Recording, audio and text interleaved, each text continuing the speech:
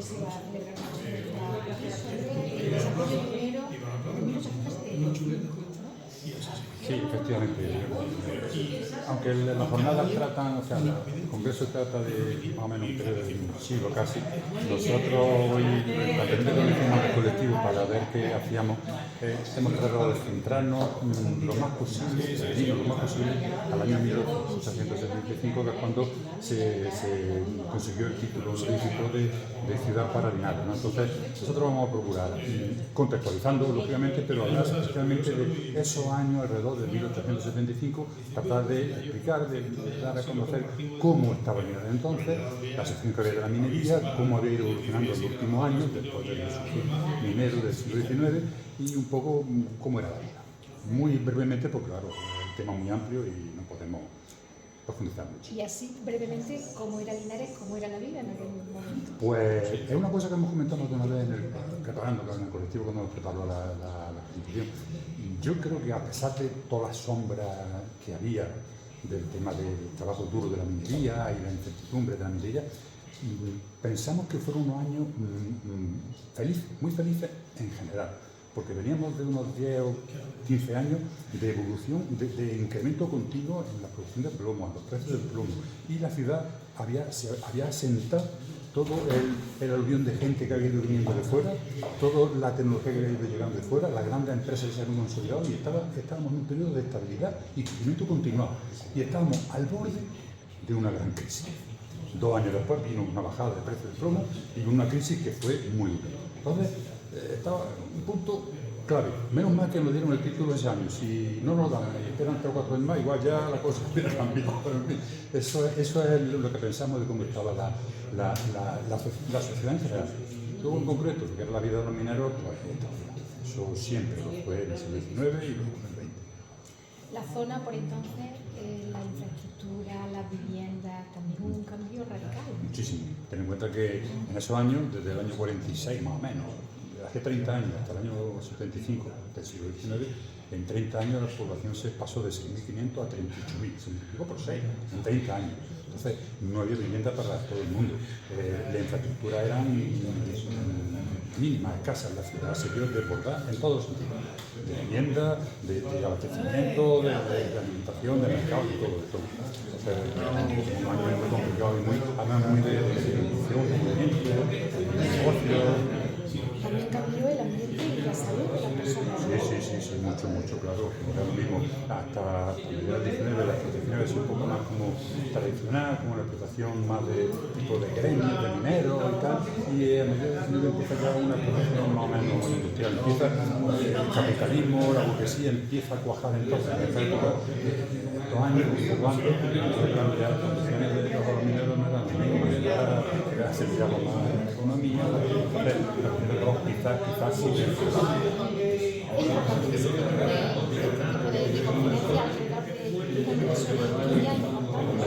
Nosotros, como asociación que luchamos por mantener la memoria y conservar y poner en valor los restos mineros, por supuesto que lo consideramos importante.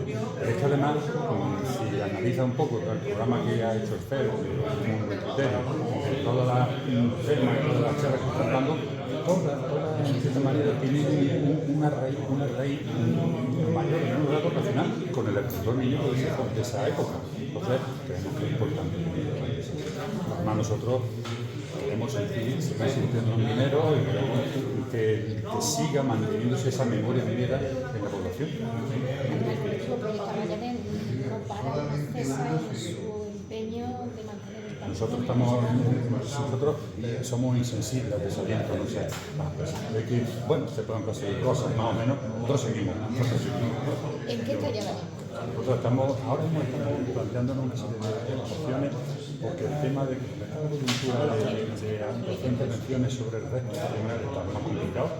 El tema de la zona patrimonial cultural está parado desde hace 15 años y las instituciones están haciendo con el valor. Ahora lo que tenemos es mantener lo que ya tenemos. Lo típico de la época, un poco de crisis, mantener lo que ya tenemos, que estamos intentando ahora a ver si nos dedicamos un poco más a lo que es investigación y publicación. Tema que hemos tenido también bastante más olvidado, quizás ahora retomarlo, pero el tema es seguir sin preocuparnos. Ahora que estamos jubilados, tenemos esta ocupación. Y aunque no vaya con este asunto de hoy, pero ¿cómo se presenta la ruta que se va a llevar a cabo el próximo día 5? Esperemos que no haya problemas meteorológicos, que parece que no. Y el día 5 vamos a hacer la ruta por Santa Elena, por dos zonas. Tenemos pensado una zona más dentro de la sierra, de un sitio espectacular, muy bonito, pero el problema es que no tenemos tiempo físico de poder llegar allí porque estamos andando, y hay que 4 horas de Canarias para la mina y 2 horas de vuelta y luego el autobús hasta allí, los vehículos. Entonces decidimos eliminarlo eso y vamos a quedarnos más cerca de Santa Elena, muy cerca de Santa Elena y otro de Playa Baja, dos sitios concretos que tuvieron bastante repercusión de la minería de esta zona, y darla a conocer también allí y volver también un poco al Ayuntamiento de Santa Elena, que hemos hablado con ellos, para que, bueno, crear ese entorno común de destino, que es una cosa por la que nosotros luchamos. Creo que el autobús ya está completo. Sí, el autobús se completó antes de que se suspendiera. La otra vez, entonces, lo que hemos puesto en el Facebook y eso, como ha dicho la Concejalía de Salud de Linares, que me sufraga los gastos del autobús, es que, bueno, ya ahora que quiera, pues con vehículos particulares, pues Todavía se admite personas. Sí, vehículos particulares sí, todo el mundo que quiera ir tiene que inscribirse por el tema de los seguros y tener una contabilidad y tener un control de la gente, ¿no? Pero el tema del autobús era un solo compartido. ¿Y se fuera el micrófono? Estimados miembros de la Corporación Municipal, estimado ponente, don Francisco Molina, estimado director del Congreso de Historia, don Lorenzo Martínez Aguilar, estimados consejeros y consejeras académicas, señoras y señores, buenas tardes, y sean todos bienvenidos a esta conferencia titulada La minería en el distrito de Linares 1875 e impartida por don Francisco Molina, tesorero del colectivo Proyecto Arrayanes. Su historia arranca en 1991 tras el cierre de la última mina de plomo del distrito Linares La Carolina en el taller de historia de la Universidad Popular de Linares, donde se forma un equipo de historiadores, ingenieros, arquitectos, antropólogos, arqueólogos, mineros, que elaboraron el proyecto Arrayanes para concienciar, divulgar, proteger y poner en valor el patrimonio minero industrial de la comarca. Así, en 1998 surge el colectivo Proyecto Arrayanes como asociación sin ánimo de lucro, formada por voluntarios, independientes y multidisciplinar, cuyo objetivo principal es la puesta en valor del patrimonio minero industrial del antiguo distrito, que podemos concretar en los siguientes objetivos: devolver un patrimonio cultural con valor, generar dinámicas sociales de valorización del patrimonio, favorecer la reutilización de los restos, garantizar la estructura de gestión, establecer y mantener lazos con otras zonas con este tipo de patrimonio y hacer del patrimonio un recurso para el desarrollo sostenible. Las actividades desarrolladas a lo largo de estos más de 20 años han sido muchas y podemos agruparlas en los siguientes apartados. Apartado de investigación, en prensa histórica, archivo, informes de compañías mineras, digitalización de informes y planos, trabajos de campo, elaboración de un inventario de los emplazamientos mineros e industriales del distrito.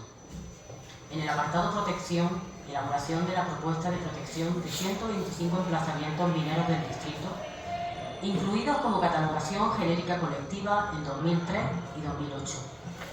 Colaboración en la preparación del dossier para el bien de interés cultural de la tortilla. Promover, coordinar el trabajo y elaborar la documentación para la puesta de designación de zona patrimonial para el antiguo distrito Linares La Carolina. En el apartado de proyectos, diseño e elaboración de los contenidos del Centro de Interpretación del Paisaje Minero en la nave de carga de la antigua estación de Madrid, Linares. Colaboración en el anteproyecto del Centro de Interpretación de los Trabajos Mineros y Mina Visitable en las concesiones Lord David y Lord Salisbury de la mina La Tortilla en Linares. Elaboración del proyecto de diseño de la red de los 6 senderos de pequeño recorrido. Elaboración de proyectos de seguridad en pozos y hundiciones. Propuesta de iluminación de minas emblemáticas en las proximidades de varias carreteras que discurren en el distrito minero La Tortilla y La Angustia. Propuesta de proyecto de reutilización con fines culturales y turísticos del antiguo socavón general de desagüe de las minas. Ya en el apartado de divulgación, entre otras publicaciones propias, Linares 1875, guías para los senderos y en colaboración, la minería y la metalurgia en el Alto Guadalquivir con la Universidad de Granada, interpretación de las ruinas de las casas de máquinas Cornish en Europa Games, artículos en diversas revistas como Bocamina, de Re Metálica, Revista de Patrimonio Industrial de la Junta de Andalucía, Heredita, Minariorum, Polonia. Polaco, sí, medio latín, medio polaco. Programa Minas de Luna Llena, desarrollado en colaboración con el Ayuntamiento de Linares de 2014. Organización del programa Millón de Pasos de la Consejería de Salud de 2015. Conferencias en diversos foros, así como innumerables visitas guiadas por el distrito a numerosos colectivos, asociaciones, colegios e institutos, universidades y visitantes nacionales y extranjeros. Organización del 11º Congreso Internacional de Historia de la Minería en 2016. Presentación de numerosas comunicaciones y ponencias en diferentes congresos y encuentros relacionados con el patrimonio minero, tanto en España como en otros países, Reino Unido, Irlanda y Polonia. En el apartado de colaboraciones, participación en proyectos europeos de patrimonio minero, como Mines, Europamines, etc. Participación en diversas asociaciones nacionales de patrimonio, como AEPTA, esto no sé, Tiki. España, Fabricando el Sur, etc. Pertenencia al equipo editorial del Australian Mining History Journal. Una asociación que hace una revista en Australia del tema de minería. Y ya por último, en el apartado de mediación entre el Ayuntamiento de Linares y los propietarios de diversos emplazamientos con restos mineros, Fundición La Tortilla y La Cruz. Tenéis una larga trayectoria y además muy interesante. Y ya para hacer un preámbulo a la conferencia, como introducción a la conferencia de esta tarde, hacia finales del siglo XIX, Linares experimenta un auge sin precedentes en su actividad minera, especialmente en la extracción de plomo, aunque también el cobre y en menor cuantía la plata, que ya desde tiempos de los antiguos romanos habían sido explotados. La introducción de maquinaria avanzada, la máquina de vapor o el ferrocarril para el transporte de mineral y pasajeros, junto a la inversión de capitales extranjeros, transformaron la ciudad en uno de los principales centros mineros de Europa. El 29 de diciembre de 1968 se promulga la Ley de Minas, que liberaliza el sector y provoca que las grandes compañías de plomo, sociedades empresarias y empresas capitalistas como Arrayanes, de Linares Grid, La Fortuna, La Millo, Stolber, Hidrofalia, Thomas-Owens, Hasselbaum o las fundiciones de La Cruz, La Tortilla o San Luis se instalen en Linares, unidos a la implantación de las primeras máquinas de vapor para el desagüe y extracción, y propician que este sector primario alcance unas cotas jamás vistas en Linares. Este periodo consolidó a Linares como un referente en la industria minera, atrayendo a miles de trabajadores y fomentando un desarrollo económico y humano notable. Esta tarde, en la minería y lo que supuso para Linares la protagonista, y no podía tener mejor embajador que el colectivo Proyecto Arrayanes y en concreto don Francisco Molina, que además de tesorero es ingeniero industrial, trabajando en Itecosa, el Grupo Siemens y posteriormente profesor de secundaria, trayectoria y experiencia también como delineante de la SAFA y aprendiz de Santana. Y desde 2001 viene participando en gran parte de las actividades desarrolladas desde entonces por el colectivo Proyecto Arrayanes. Desde el Centro de Estudios Linarenses queremos agradecer vuestra presencia y disponibilidad y además habernos cedido para el uso de la pantalla. Es un alquiler, ¿eh? No se lo has dicho. Ha sido esta mañana laborioso el montaje de la pantalla para que ustedes puedan verlo en condiciones. Así que sin más, muchas gracias y yo les cedo la palabra gustosa a don Francisco. Bueno, yo voy a intentar, no sé si se me escucha, voy a intentar de pie, porque quiero seguir creciendo. Pero yo creo que se me escucha bien, ¿me oís bien? Bien. Pues entonces lo primero que quiero es agradecer en nombre del colectivo a FED, especialmente a la persona de su directora, Rocío Carrasco, y agradecer también a Carrascosa, perdón, y también agradecer al director de la jornada, Lorenzo, el que haya contado con nosotros para participar en estas jornadas previas, en estas charlas previas, ¿no? Nosotros nos resulta muy positivo, muy agradable que contéis con nosotros y siempre estamos dispuestos para todo lo que, en la medida de nuestras posibilidades, podamos contribuir al tema que es uno de los objetivos también de nosotros como patrimonio, de la asociación Colectivo Proyecto Leones como asociación de defensa del patrimonio, ¿no? La presentación que voy a llevar yo aquí la hemos preparado en equipo, entonces lo que esté mal, la culpa es mía, los demás de los compañeros. Bien.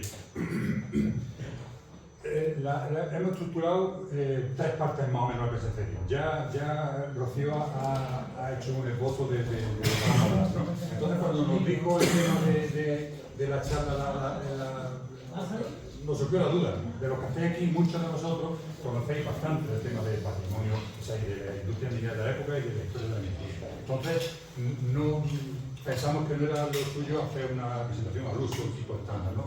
Y hemos hecho una muy específica en la que tratamos de tocar bastantes puntos que creemos significativos, pero sí que sea un plomo, la presentación, la charla. Entonces, hemos agrupado tres partes más o menos. Una primera parte en la que vamos a tratar de representar la importancia que tuvo la minería en el desarrollo, en la consecución del título de ciudad y en el desarrollo de esa época, ¿no? Después vamos a hacer un ligero repaso de las minas, de las compañías que ha nombrado Rocío, que fueron las más importantes porque además tuvieron una repercusión en su mundo más conocida. Y luego una última parte en la que vamos a hablar también de otra industria asociada muy directamente con el tema minero y con impresiones de los mineros en aquella época. Vamos a tratar de centrarlo todo en el año 1875, año arriba, año abajo, porque no siempre tenemos datos justos del año 75, ¿no? Contextualizando un poco, pero centrándonos en eso.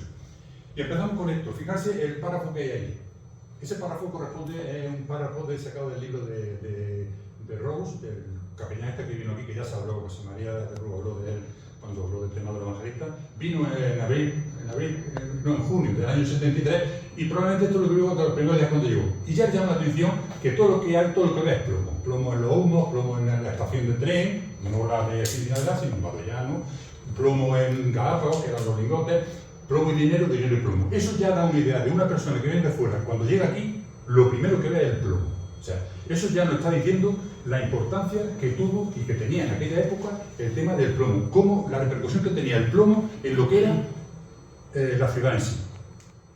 El año 75 también es punto de celebración por eso, porque en noviembre el rey ya da el título honorífico de ciudad a Linares, una de las 274 que hay en España, es un título honorífico, y lo hace en consideración a la importancia de la industria y el comercio que alcanzó Linares. No son ya títulos de ciudad por cuestiones históricas o militares, sino ya por cuestiones, estamos ya en el siglo XIX, mediados del XIX, finales, por cuestiones ya de tipo de industria y comercio. También en ese año, más o menos, 2 años arriba, 2 años atrás, según la fuente, aparece la piedra de Linares, la famosa piedra de Linares. Tenemos otro elemento que coincide con lo que es ese año, otro hito importante. Y otra cosa que no hemos puesto ahí, pero es que 2 o 3 años antes también se declara, la Mateo de Saboya declara el marquesado de Linares a José de Murga, fue a finales del 72. O sea, estamos en un, por decirlo con palabras de ahora, Linares estaba de moda, por decirlo, ¿no? Entonces, ¿qué es lo que pasa? ¿Por qué hemos llegado a esa situación? Pues hay una serie de antecedentes que son esos que tenemos ahí, los que hay de izquierda. Hay una historia minera muy antigua en la ciudad, en el alrededor, desde antes de Castro incluso, desde antes de Castro, ¿no? Hay nuevas legislaciones anteriores, ya lo ha comentado la ley del 68, que permite, que da seguridad a la gente, a la inversión extranjera, que venga, inviertan dinero y le da seguridad de que no van a perderlo, que no va a haber movidas raras ni nada de eso, que lo van a conservar. Y también hay cambios de legislaciones europeas. A los ingleses les permiten exportar, que salgan maquinaria de allí y técnicos de allí. Y eso permite que puedan venir, ¿no? Hay estabilidad política y militar. Ha terminado ese sello revolucionario, estamos en la restauración borbónica, ya la cosa está tranquila, y los carlistas también están tranquilos. La segunda batalla de esta guerra carlista más o menos ya está estabilizada, que es un factor de que haya más trabajo. Las cadenas migratorias, de las que hablaba Andrés Sánchez Picó en la primera de la charla, ya están consolidadas. Ya ha venido gente de Almería y de Granada, gente minero, que se quedaban sin trabajo allí, y ya han venido aquí y ya tienen gente, familiares, que le dicen: ven que va a estar conmigo hasta que encuentre sitio, que ya hay un cauce, una cadena migratoria consolidada, ¿no? Y se está empezando a producir, ya se ha producido un cambio social de un entorno agrícola, se ha pasado ya, o se está pasando, estamos en vías de, ¿no?, en un entorno industrial en el que aparece una clase burguesa y se empieza a instaurar un capitalismo en lo que es las empresas mineras, ¿no? Luego hay dos aspectos muy importantes. Un poco lo que es la dureza y la peligrosidad del trabajo de los mineros, que son los verdaderos protagonistas, que hablaremos más detalle de ellos al final, y, por supuesto, en el reparto de minerales nos tocó la suerte o desgracia, según como queramos verlo, de que la riqueza minera de la zona es innegable y absoluta y concreta, ¿no? Entonces, eso estaba claro.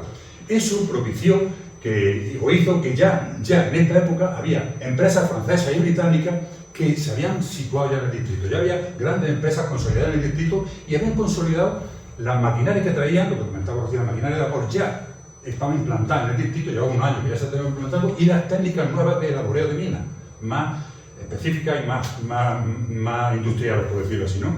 Y estábamos asistiendo a un periodo en el contexto internacional, que tanto nos preocupa ahora, ¿no?, el contexto internacional, en el que había habido unos años de continuo aumento de la demanda de plomo. Las ciudades estaban empezando a demandar más plomo, y los precios, como consecuencia, habían ido subiendo de manera constante. Llevamos ya 15 años, ahora veremos más en detalle, en que eso venía pasando así. Entonces, eso permitió que ya tuvieran unas grandes compañías, pero también pequeñas, que es otro aspecto muy importante que luego comentaremos un poco. Al lado de las grandes compañías hubo pequeñas compañías, ¿no? Y una consecuencia de eso, el movimiento especulativo de pertenencia, de concesiones. Había un mercado de una pertenencia, la compro, la vendo, no sé qué, espectacular, ¿no? Estos son los datos de estadística minera de Jaén, la estadística minera por provincia, pero del plomo. Claro, cuando hablo de Jaén, el plomo es el distrito. Y en esa época del distrito casi todo, era Linares. Aunque había minería en la Carolina, en Baños, en Guarromán, y eso estaba menos desarrollado quizás que la de Linares. Entonces, fijarse que hemos desarrollado allí cosas de datos para que nos situemos un poco. 124 minas, con 9.000 trabajadores. Estos son datos del año 75. Aunque salían 3 años después, pero son 75. 9.000 trabajadores, 74 máquinas de vapor, con 2.000 y pico, 87.000 toneladas. Están quintales, pero son 87.000 toneladas. 86.000 toneladas de mineral. Yo he hecho la cuenta, porque 87.000 toneladas son 245 toneladas diarias. Contando sábado y domingo, 245 toneladas. Entonces no había trailer para llevarlo por los campos, era un muro. Luego lo veremos. Fíjate lo que era el volumen entonces, en el 75, ¿no? Luego, otro aspecto, se fundieron 68.000, el resto se fue de aquí sin fundir, se fundieron en otros sitios. Eso que fundieron salió de plomo 55.000 toneladas, ¿no? 172 expedientes, 93 reconocimientos. O sea, 172 expedientes de pertenencia, de que compra, que vende, que cambia de mano, que fíjate el movimiento que había, ¿no? Y luz y sombra, como habéis puesto en el tema del Congreso, ¿no?, de la jornada, ¿no? 7 muertos, 36 heridos y 226 leves, graves y leves, ¿no? Y una cosa que has comentado del tema de la plata, que es muy interesante, fíjate que ya habla aquí, la cruz había tenido 1.700 kilos de plata. Y San Manuel, que es de Guarromán, 6.000 kilos de plata. Esto queda muy pequeña, después llegaba a producirse muchas. Bien, vamos a ir centrándonos en el tema de este, porque es un tema curioso. Estas son gráficas, yo lo voy a explicar un poquito para que lo veáis. Está hecha desde el año 60 al 75, 10-15 años antes, ¿no? Esa es la producción de mineral. Hemos puesto ahí la cadena, la producción de mineral en España. Esta es la de España. 350.000 toneladas, hay oscilaciones, ¿no? Al final está por unas 300 y pico mil. Esta de azul, la que va por encima, no se ve el color, es la producción de mineral de Linares, del distrito. Fíjate que poco, comparado con el nacional, es la tercera o cuarta parte, muy poco. Fíjate que esto que hay negro aquí es lo que se funde aquí, en el distrito. Hasta esos años, casi todo se fundía aquí. porque no había medios de sacarlo. Pero ya, en el 67, que ya pasa el tren, ya llega el tren aquí, no a Linares, pero a Valoriano y la región de Baeza, ya empieza a salir para Córdoba, porque Ancho empieza ya en Córdoba, los Heredias se lo llevan también, la mina de los Heredias a fundir fuera, entonces ya empieza a haber diferencia. Pero fíjense qué diferencia. O sea, comparado con España, la producción mineral de Linares es relativamente pequeña. Pero fíjense aquí, esos mismos años, la producción de plomo. Esta es la producción de plomo, de los lingotes de plomo, hasta 120.000 toneladas de plomo, y en Linares son pues casi la mitad. Fíjense que con mucho menos mineral se saca casi la mitad del plomo nacional. ¿Qué quiere decir eso? Que los minerales de aquí eran riquísimos, que la riqueza de los minerales era espectacular. Porque a pesar de que se sacaba mineral fuera, el que se hundía aquí, fijarse, lo que representaba casi la mitad en esa época del plomo nacional. Y en cuanto a la maquinaria, fijarse también otro punto que es muy llamativo. Esto es el número de máquinas de vapor a lo largo de los años que se utilizan en la minería del plomo en España. En España es esa banda azul, que al final, en el año 75, hay 140 más o menos, 140 y tantos máquinas de vapor. Esta es la línea que es en Linares, casi 70 y tantos. La mitad de las máquinas de vapor que estaban destinadas a la industria del plomo estaban en Linares. A pesar de que la producción, fíjate, es la cuarta parte. Pero es que si te fijas en la potencia de esas máquinas, la potencia de las máquinas en caballos, en España eran 4.000 y pico caballos y en Linares eran casi 3.000. O sea, aquí había muchísimas máquinas y además muchísimo más potentes. Una manera de destacar la importancia que tenía la riqueza del mineral en cuanto a ley de plomo y la importancia de la mecanización que se había producido aquí en Linares, ¿no? Y estamos en una época, en un periodo de esplendor, ya hemos comentado que sobre todo los precios, la demanda, pero fíjate, un aspecto que no conviene nunca perder de vista cuando hablamos de la minería del plomo en el siglo XIX y siempre, ¿no? Estos son los precios del plomo en años, desde 1800 hasta 1896. Estos son libras, porque cotizaban en el mercado de Londres. Entonces estamos, fijarse, del año 60 al 75, los precios estaban alrededor de las 20 libras la tonelada. Fijarse en el 75, en el 76, lo que pasa. La primera gran crisis de los precios del plomo ocurre 2 años después de que declararan la Linares ciudad. Menos mal. Si no nos declaran ese, igual después me han dicho ese, ahí quedáis, ¿no? Pero fíjate qué curioso, que luego después baja a valores más o menos mucho más bajos. Y se produce la primera gran crisis. Después veremos en otra gráfica cómo se traduce esa crisis en la mano de obra. Y luego otra cosa, hemos visto en la producción de Linares en el contexto nacional, vamos a verla en el contexto mundial, la producción de España en el contexto mundial. Aquí tenemos esta de 10 en 10 años, entonces el gráfico no es muy exacto, pero es que si no te vuelves loco poniendo ahí columnas, ¿no? Pero está desde 1800 hasta 1920. Las líneas son los ingleses en amarilla, la roja en los Estados Unidos, sin Trump, con Trump no sé por qué ha pasado, y esta azul es la española. Entonces, fíjense, desde aquí hasta allí, en 120 años, el segundo productor mundial de plomo es España. Siempre. Pero hay un periodo de unos 15 años más o menos, entre 1800, realmente de finales del 60, de los 60, hasta 1883, durante unos 15 años, más o menos, porque la estadística está las cifras hay que jugarla un poco con pinzas, y que España es el primer productor mundial. Y es en la época de Cataluña. En esa época España era el primer productor mundial. Y la mitad del plomo era de aquí. Fíjate la importancia, ¿no? Luego después ya la cosa se dispara con los americanos, cuando terminan con su guerra, pero se disparan, empiezan a producir más plomo, luego gastan la pala y ya se dispara, ¿no? Entonces, pero fíjate la producción, esos son los porcentajes de la producción nacional respecto al mundial. Hasta después de la Primera Guerra Mundial, éramos una potencia a nivel de plomo, ¿no? Ahora vamos a detallar un poco, vamos a fijarnos un poco ahora en lo que es Linares específicamente. Entonces vamos a ver un poco aquí, hemos hecho una gráfica, os comento un poco cuál es el tema, ¿no? Estas son las minas, esto es del Archivo Histórico Municipal, estas son las minas de las que tienen ordenadas de mayor producción de mineral, toneladas, y entonces tenemos aquí los obreros que tienen cada una, por ejemplo, Arrayanes tiene 14.000 toneladas, fíjate, Arrayanes era la gran mina, espectacular, ¿no?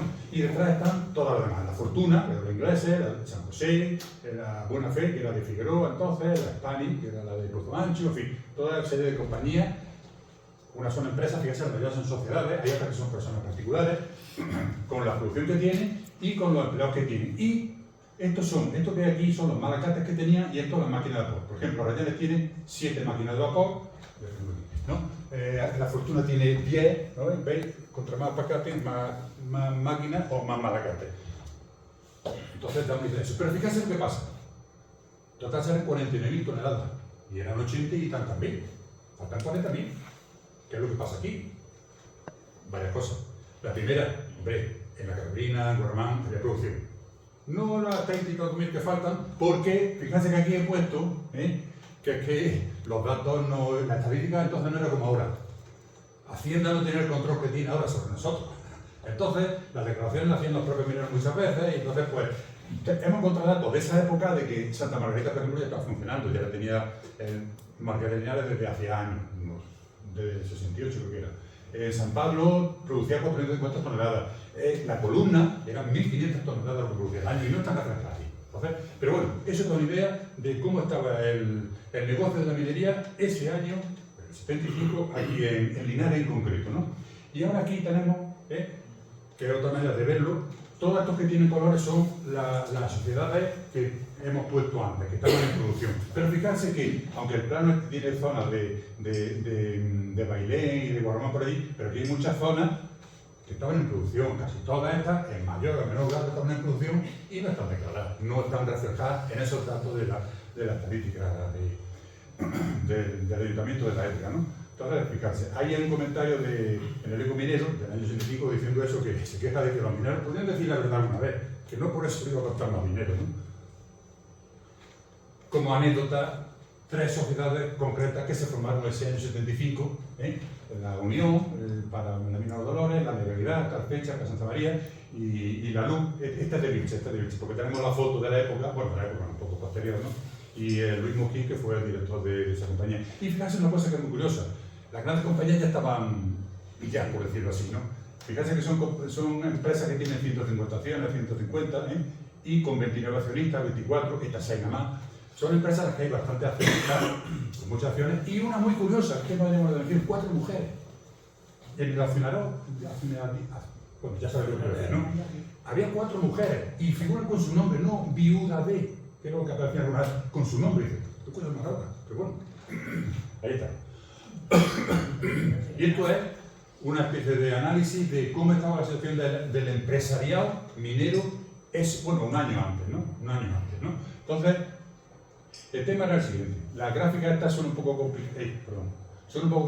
Yo las comento un momento por encima.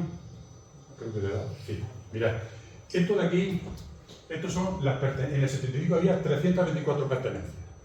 Minas en potencia, ¿no? Entonces, de esas 206 de esas pertenencias, la mayoría, las tenían propietarios individuales, personas físicas. Pero fíjense cómo estaba hecho el reparto. Había, estos son 76 personas, mineros, tenían una pertenencia nada más. Era lo mínimo que se despacha.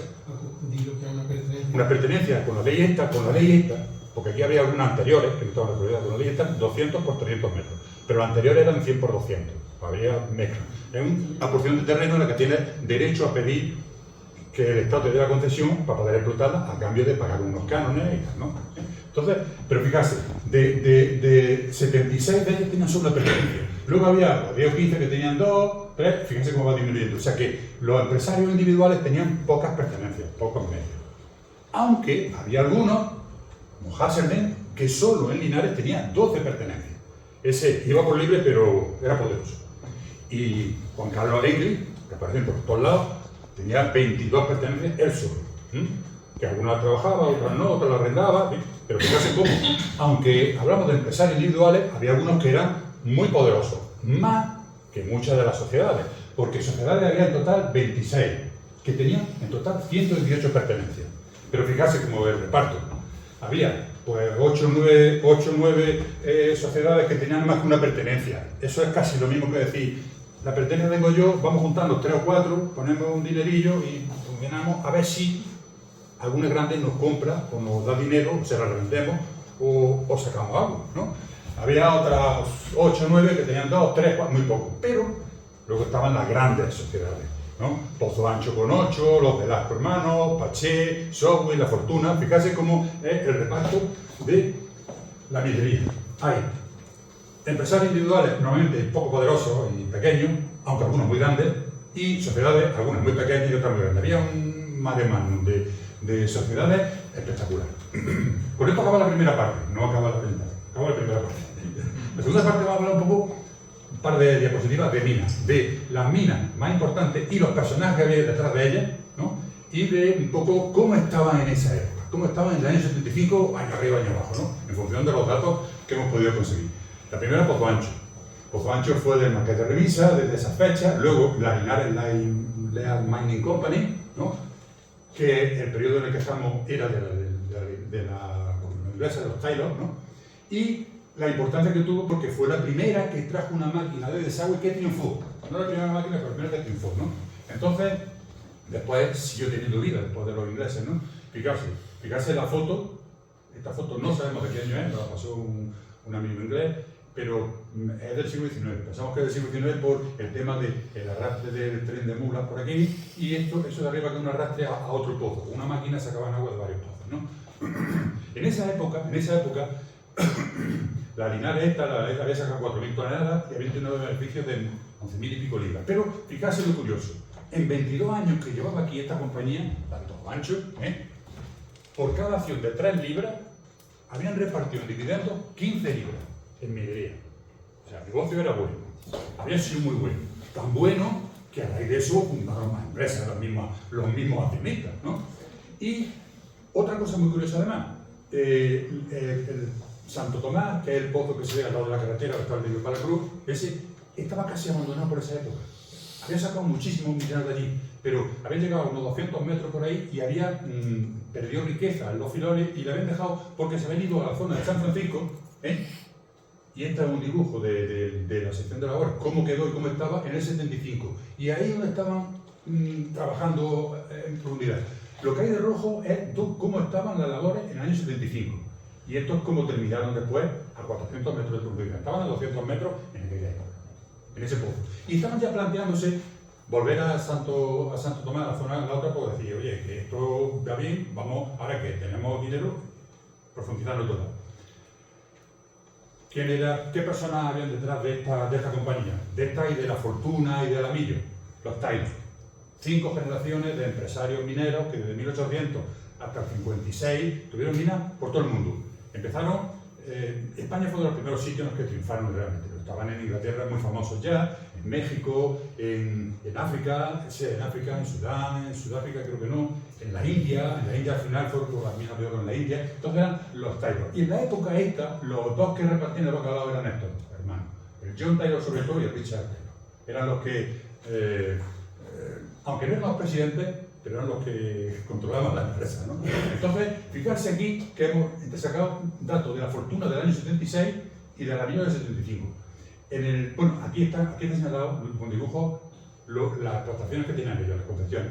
Eso de allí es Pozo Ancho, arriba está esa verde del medio de Alamillo, la que hay más oscura marrón encima de los 500, que era de la misma de Pozo Ancho, y a la izquierda está Cañaricosa y Los Salidos de Cañaricosa, ¿no? Entonces, fíjate en esto que es un dato que da el superintendente, que era el jefe de todas las minas que tenían ellos en Linares, fueron cambiando según la época. En esta época es Carlos Tonki, que fue el que más tiempo duró y el que más se afianzó en Linares, ¿no? Entonces, fíjate lo que habla del tema de la Fortuna en el año 76, la mina de La Fortuna en el año 76, ¿no?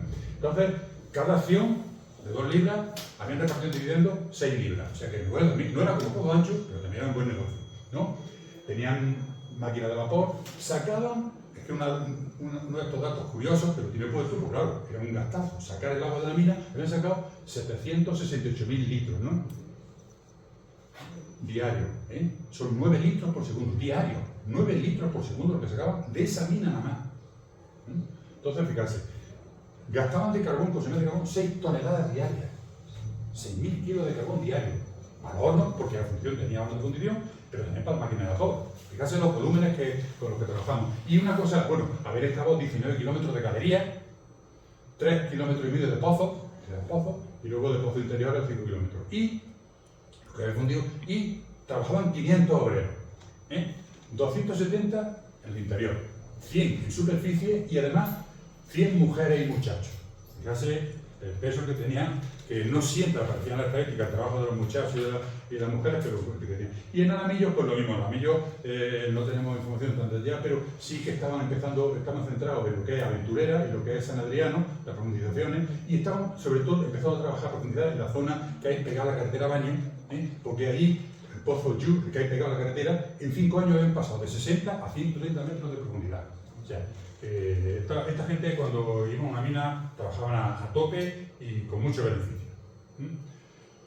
Otra es la Cruz.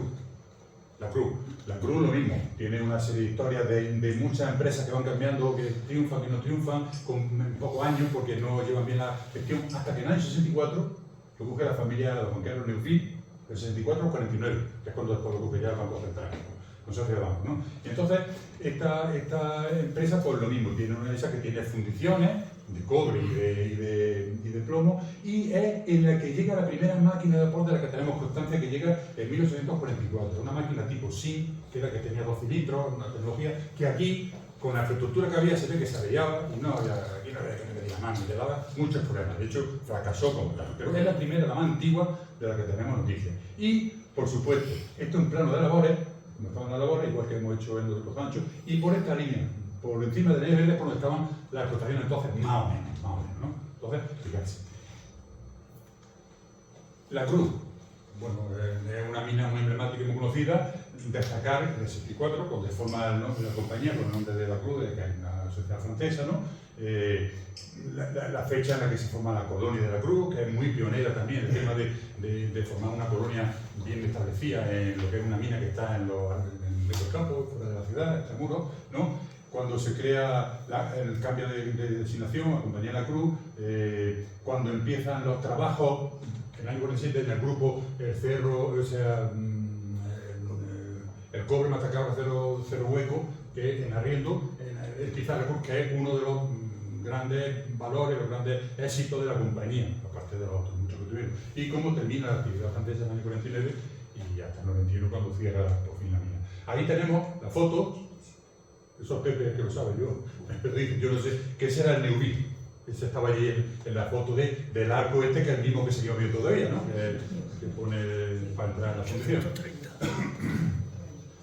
Magallanes, no puede faltar la gran mina de Magallanes. La mina de Magallanes, por lo mismo, tuvo una historia muy antigua, pero desde que se lo reserva la Hacienda en el año 1749, un contrato de asociación con Puydillas, que es un fracaso, lo coge el Estado y sigue siendo un fracaso, y en esta época, a partir del año 69, el siglo 1869, lo coge José Genaro Villanova.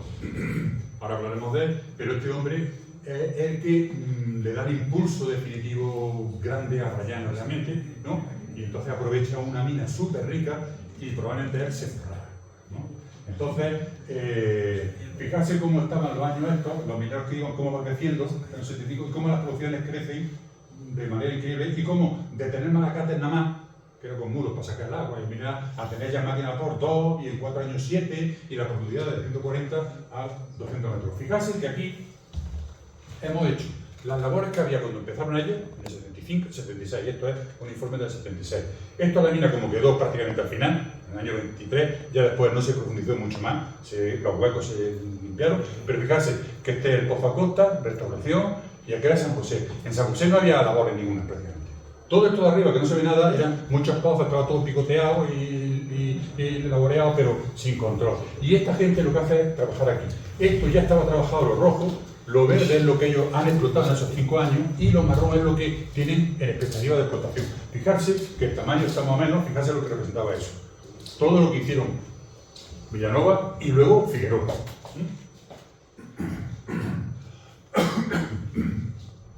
Y el personaje en esta época es José Genaro Villanova Jiménez. Era un hombre de familia humilde, sus padres Goja, que es una aldea o algo así de Granada, pero sus padres que estaban allí y cuidaban, eran labradores que cuidaban una finca del marqués de Guadalcázar o duque de Guadalcázar, un noble, ¿no? De allí, ¿no? Entonces este hombre pues se ve que era espabilado, se preparó, estudió, hizo derecho, empezó a ser funcionario desde un principio, y claro, luego consiguió triunfar en los negocios y en la política, que entonces iban muy asociados, ¿no? del 57 diputado, luego senador por la provincia de Jaén, por Granada, y entonces es arrendatario de las llaves desde 1869. Y durante 10 años tiene muchísimas disputas con el Estado, porque lo primero que hace es empezar a pelearse con los interventores del Estado. El Estado pone interventores para que controlen que la mina no se la van a estropear, porque él estaba arrendado. Entonces el tío empieza a decirlo, porque tenía que pagar en función de lo que sacara. Entonces, claro, que pagar lo menos posible, ¿no? Entonces empieza a decir que las cosas que tiene él las recupera, pero ese mineral, como no lo sacó de la mina, no tiene que pagar por él. Que si los carbonatos, que tampoco, ¿no? Y así empieza el tema y empieza a haber discusiones y muchas cuestiones a nivel político, ¿no?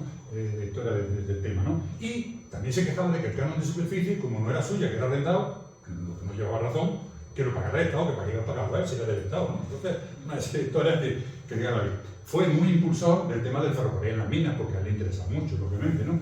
Y, bueno, aparte de eso, fue un empresario agrícola espectacular, tenía fábrica de vino, fábrica de aguardientes, su propia marca, almazara, compró luego muchas fincas y también fue constructor.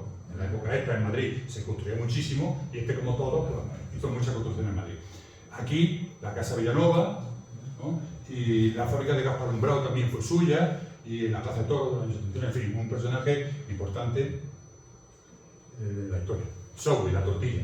Pues la tortilla es otra historia parecida, en la que es un poco posterior, al año 63, 64, cuando se forma la compañía, pero es curiosa. Este Thomas Subway era hijo de otro Thomas Subway, su padre, que se llamaba igual, que era un personaje eminente, muy famoso en la sociedad científica de su época, era geólogo y trabajaba en una mina de los Beaumont, de familia Beaumont, del norte de Inglaterra, que eran de las minas más fuertes de esa época. Pero la mina empezó a flaquear. Empezaron las reservas, no había, y entonces el hijo Thomas Subway, que desde el año 1959 ya trabajaba allí con su padre, pues seguramente el padre consiguió, nosotros decimos, una beca Erasmus para el niño, para el Thomas Subway, y le pagaron un año por Europa buscando minas de plomo. Aquella mina era de plomo, buscando minas de plomo, porque aquello se quedaba sin nada y querían mantener el poder de las minas de plomo. Entonces estuvo por la zona de Bélgica, de Prusia, entonces, Europa, y al final llega aquí en el 63. Y cuando llega aquí y ve la mina de la tortilla, se la ofrece seguramente otros ingleses que había aquí y tal, y ve las posibilidades de las escomberas, ve qué tal, pues dice, aquí hay negocio. Y llama al presidente, el BIM ese, y viene. En octubre del 63 viene y ve el papel y dice, adelante. Forma la compañía, y entonces a él lo dejan de director en la tortilla. Los directores estaban allí en Inglaterra, pero a él lo dejan de director aquí encargado aquí en la tortilla, ¿no? Él se trae a un amigo, que es Thomas Key, y empiezan a poner en funcionamiento la mina. En un año tiene una máquina de vapor, les va muy bien porque hacen una estimación de gastos y gastan menos de lo previsto, y entonces a raíz de eso pues lo que hacen es que empiezan a comprar más minas.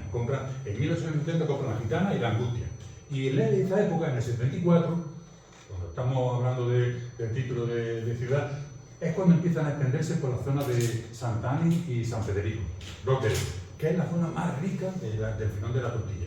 Y entonces cuando encuentran el filón, por decirlo de una manera, allí, en esa zona, ¿no? Y es por el 74, ¿no?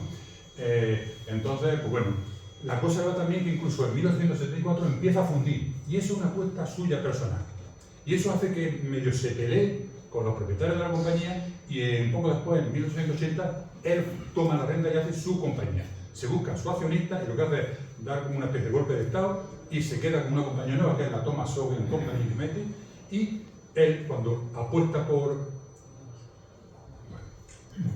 es que tengo gatillo. Apuesta por el tema de la fundición y es cuando se inaugura en el 85 la gran fundición, que la amplía, que ya estaba desde el 74, y mete el tema de los productos de la barba, de los perdigones, las chapas, las planchas, todo eso, ¿no? Y un aspecto muy llamativo es la señal de identidad típica de las cubiertas curvas, que él las ve, no se las inventa, las ve cuando estamos, él en la visita esa que en el ramo ese que tiene por ese año por Europa, visita la obra porque estaban las tuneladoras perforando, haciendo el túnel de Moncenis, y entonces ve esas cubiertas curvas que parece ser que eran las cubiertas que tenían en los talleres donde guardaban la maquinaria, los talleres auxiliares tenían así, y se ve que él las vio y le llamó la atención, y a lo mejor buscó a que la hizo, o buscó a alguien que la hiciera, y es una señal característica de las construcciones que él hizo aquí en Linares, ¿no? Otra empresa que es muy emblemática también, aunque no es una empresa minera, es las fundiciones. Las fundiciones de hierro y de bronce de la época están asociadas con la minería. Era para cosas, para fundir herramientas, maquinaria propia, porque ya a esta altura ya se empezaba, no toda la maquinaria venía de Inglaterra, siempre se empezaba a fabricar aquí, ¿no? Entonces, una de ellas es la Constancia, y ahí está ya el nombre de Faustino Caro, que va a estar presente en 2 o 3 diapositivas, porque es un personaje omnipresente durante 50 años en lo que es la historia económica, política y social casi de Linares, ¿no? Entonces, con su hermano y otro, y un herrero, forman la Constancia, y entonces se dedican, pues bueno, en principio, pues aquí, esto es de una carta de un membrete de una de sus cartas, ¿no? A hacer prensas hidráulicas para el tema de la aceituna, almacén de hierro, construcción de máquinas y reparación de máquinas de vapor, prensa hidráulica, depósitos, almacenes, distribuidor de los productos de la Sotwig.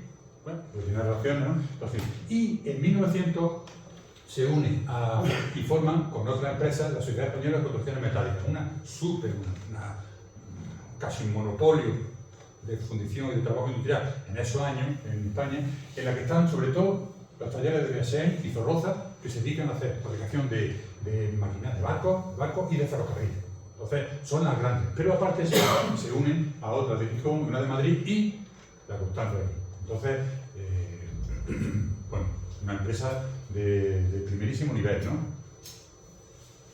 También otro negocio muy relacionado con el tema de la minería, los explosivos. No directamente explosivos, seguramente lo fabricaron las mechas de los explosivos. Entonces, lo forma con otro Faustino Caro, con un tal José Antonio Ortega, ¿no? Y con Carton, Key y Sotwig son gente directivos de la tortilla. Él tenía muy buena relación con ellos, ¿no? Entonces, forman entre ellos la Fábrica de Mesa de Seguridad de Santa María, y entonces resulta que tiene mucho éxito porque da un premio en la Exposición de París del 78, la fundan en el 76, a los 2 años tiene un premio en la Exposición de París, ¿no? Entonces, se ve que la cosa iba bien. Pero es curiosísimo el tema en los estatutos de las condiciones que tienen, ¿no? Ninguno, si se muere alguno de ellos, el nuevo accionista que entre tiene que autorizarlo todos los demás, los otros 4, si no, no entra. Los 5 se comprometen a que en un plazo de 20 años después de que termine de funcionar esto, no van a montar otra fábrica de explosivos, ni de mechas, ni nada. Y además, hasta en las visitas, para que vaya a visitarlo alguien, tiene que autorizar los 5 a la vez. No vale que uno autorice. A ver, espionaje industrial, el espionaje industrial.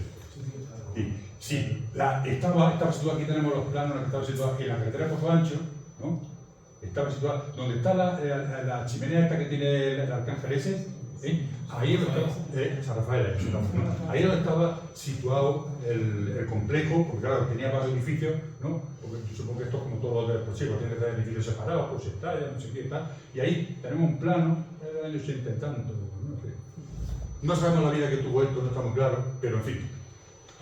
Y Faustino Caro, un personaje muy seguro, ¿no? Un personaje que fue del Partido Republicano, muy involucrado, alcalde durante varios periodos, hombre de negocios, entre el 74 y el 76 fue propietario de 12 minas y participó en la creación de 4 sociedades, o sea, el tío se movía para aquí, y esto es un párrafo de una semblanza que hace la industria minera, creo que es, de este hombre. Dice, habla despacio, piensa deprisa, viaja mucho. Tenemos noticia que fue bastantes veces a Inglaterra, si sabéis inglés. Y no habla nadie cristiano, ¿qué pasa? Pero cosa muy peculiar, porque se descansa poco, prefiere los negocios a la política y la política a los negocios según el caso. Otra fundición era de San José, que estaba donde está el Parque de Deportes de San José, más o menos ahí viene el nombre, que se fundó en el 76, también en esta época, por Roda y Acota, tenemos un cartel de la época. Luego en el 99 se reconvirtió y cambió de dueño, pero siguió en lo mismo. Y es curioso porque aquí en la lista minera del año 95 aparece que fueron los que construyeron en Arayanes las máquinas de extracción del Pozo San José y del Pozo Acota. O sea, que el nivel tecnológico que tenían en el año 95 era de consideración, porque esas máquinas de extracción no son maquinitas de poca cosa. Y otra industria. comentar muy someramente las fundiciones de plomo, que bueno, como ya se hablará de ellas más adelante, no vamos a entrar en detalle. Simplemente comentar una historia bueno, que es llamativa y que da idea también un poco de la situación que tenía la minería. Fijarse el número de fundiciones que había, totales, y las actividades son las azules. Esta franja verde es el año 75 en el que nos movemos. Fijarse que antes había muchísimas, 10, 15 más o menos según los años, pero a partir de esta época y el año siguiente, cuando viene la crisis, ¡pum!, desaparecen las más pequeñitas y se quedan pues las grandes, 3, 4 según la época. Y la política de descentralización también. Claro. No, y además es que era factor de escala, claro, es que bajan los precios, no tienen margen, y entonces los chicos se van a ver. Entonces, claro, ¿qué queda? La tortilla, que ya se empieza a consolidar, la cruz, la fortuna, que era de esta gente, y la esperanza. Luego después la esperanza desaparece y la fortuna ya en el siglo XX, surge San Luis, en fin, ahí nos vemos. Y otro aspecto muy importante, que es también muy llamativo, es los carreteros y los arrieros. Fijarse que en el año 75, que hemos podido encontrar los datos, había 412 caballerías, de caballería yo creo que es mulos y caballos, ¿no?, moviendo las malacates nada más, solo de las malacates. Tenemos datos del año 69 que había 1.500 caballerías, aparte de las malacates, 1.500 caballerías llevando, sobre todo tenían las fundiciones, llevando, claro, el minero tiene que llevarlo de las minas a las fundiciones, o de las minas a las estaciones. Todavía no había estación aquí, pero cuando lo hubiera, hasta que estuvo el tren, alguna tenía que seguir usándolo, ¿no? Lleva a las fundiciones. De las fundiciones, ya que estaba el plomo, tenían que llevarlo luego a las estaciones también, ¿vale? Entonces, el movimiento que había debía ser espectacular, para justificar 1.500 caballerías, unos años antes de esta época, o sea, y solo de Malacate 400. Fíjate el volumen de... Y este dibujo, porque un mulo de estos solo llevaba 2 lingotes, cada lingote eran 50 kilos, no 100 kilos, más de eso no podían cargarlo.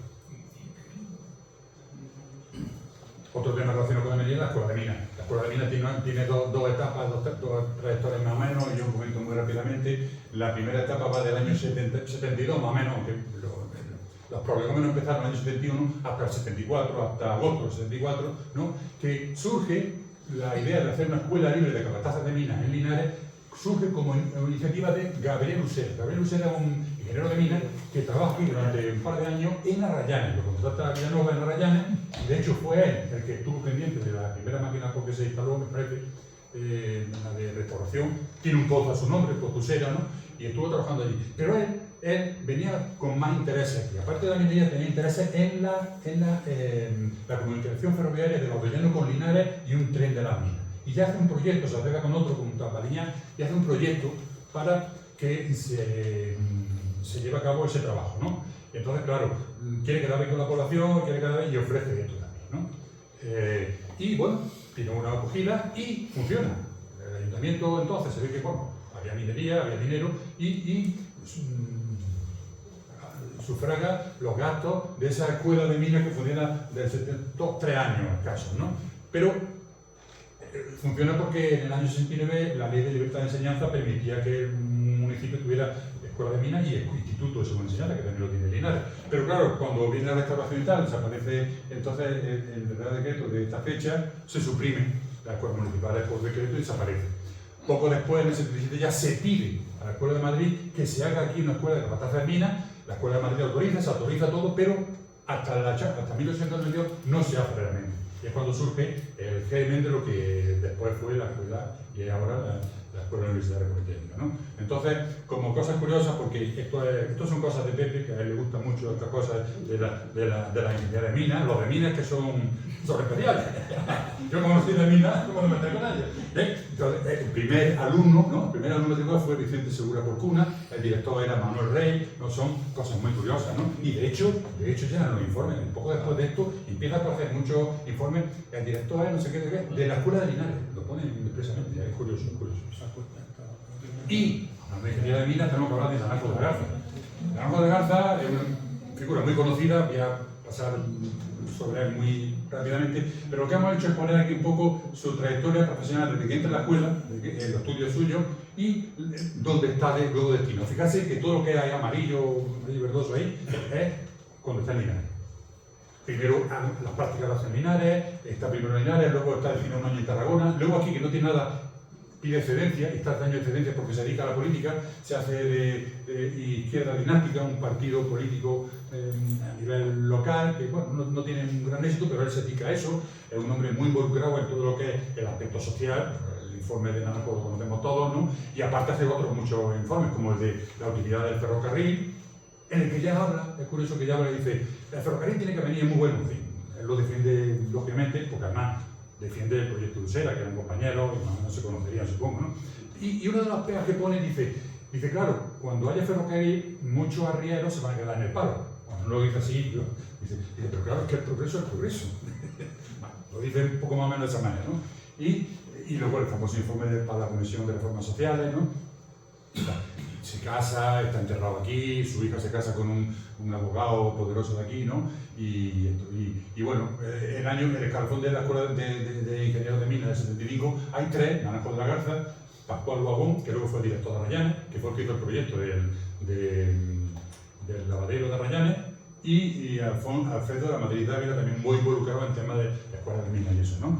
Y bueno, un pequeño detalle de algunas de las actuaciones en prensa que recogen de las actuaciones que hizo de un rescate en San Miguel, en el que participa activamente, eso es del año 95, participa activamente, y entonces se había quedado encerrado también un chiquillo y estaba su padre. Entonces cuando van a sacarlo, el chiquillo dice, no, y el chiquillo dice, no, mi padre primero. La cosa curiosa de y Rose, que es este hombre del que hemos hablado, que ya he conocido, que llega aquí, está aquí 2 años, llega en julio del 73 y se va más o menos en abril del 75.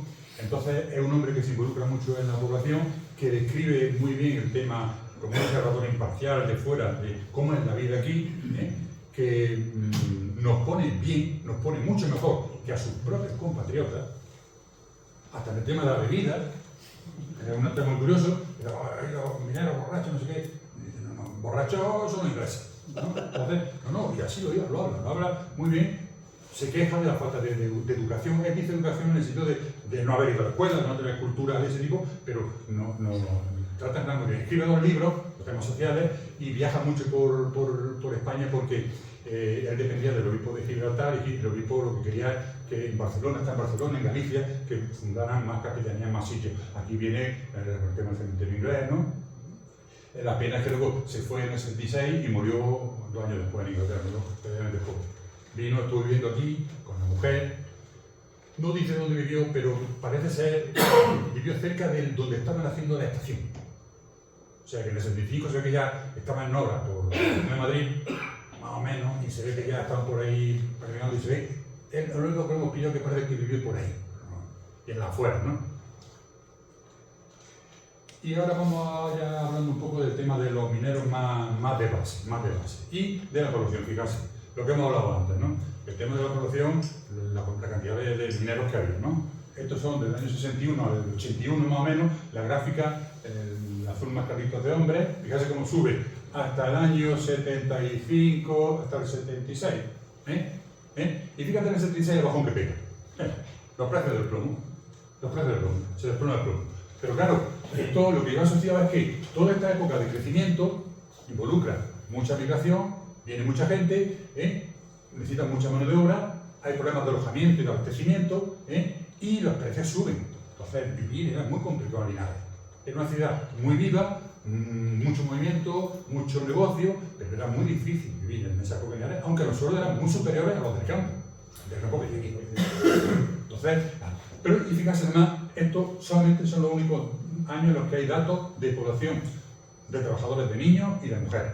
Fíjense que en el 81 eran casi 1000 niños, muchachos, los que trabajaban. Y el término de muchachos es muy relativo, porque las leyes decían 12, 14, pero hemos visto informes de policía minera que un niño muerto y tenía 10 años, porque se ha caído un pozo. Bueno, estaba en el pozo. Y el padre dice que no, que es que estaba jugando y se había caído. Bueno, jugando a la pelota, se caía. Que trabajaban con menos edad, ¿no?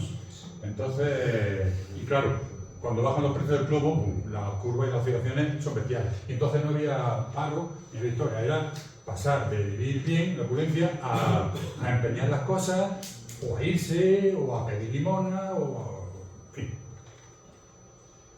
Y esto para que veamos el contexto de precio. Los precios estos son de esta época también, sacados de Naranjo de la Garza, da algunos precios, y Garrido en el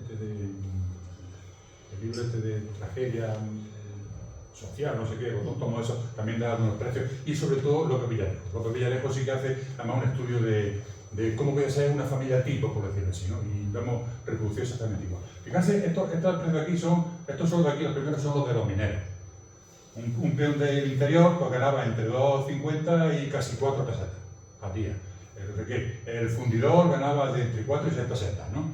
Esta banda de medio es de los oficios, no mineros, sino un carpintero, un herrero, no sé qué, ¿no? Entonces, los peones, los oficiales primero ganaban pues, como un fundidor, especializado, y luego aquellos son sueldos de la administración, ¿no? Entonces, el profesor del instituto, en aquella época, un maestro de escuela, el sereno, vemos las oscilaciones y los abanicos en los que dicen la gente los precios. Lo he pasado a pesetas, pero lo daban en reales, ¿no? Y esos son los precios medios, del trigo, los garbanzos, el arroz, el tocino. Entonces, fijarse, el tocino eso de ahí son 2 pesetas al kilo, son kilos o litros, ¿no? Son 2 pesetas al kilo. Entonces, pues imagínate, un peón ganaba para 1 kilo de tocino. O, por ejemplo, la leche, que era 50 litros. 2 litros de leche, poco más, y luego podía ganar al día un peón. Entonces, López Villarejo hace el tema Gasta una familia de 4 personas, que normalmente eran más, ¿no? Entonces dice, bueno, medio litro de leche, 2 kilos de pan, una estimación más o menos de aquella época, bueno, podemos hacer la que queramos, ¿no? Y además una parte proporcional de gasto de ropa, calzada, total 6,50 pesetas, ¿no? Y los ingresos, un padre minero, el hijo paseante, que era lo normal, que estaba ganando los de paseante, y la esposa, la mujer trabajadora, y un chico que era bastante y tal, 5,75, o sea, no saben las cuentas, Y luego precio de algunas de las cosas típicas, ¿no? Con un traje de latillo, para ir a trabajar, la vivienda era carísima, muy poca, era muy cara, y además era, pues eso, una habitación para la familia entera. La estadística no figura los huevos actuales. Claro, y esto es lo que figura en la estadística, no la gente que vive en medio del campo, allí en una cabaña, ni nada de eso.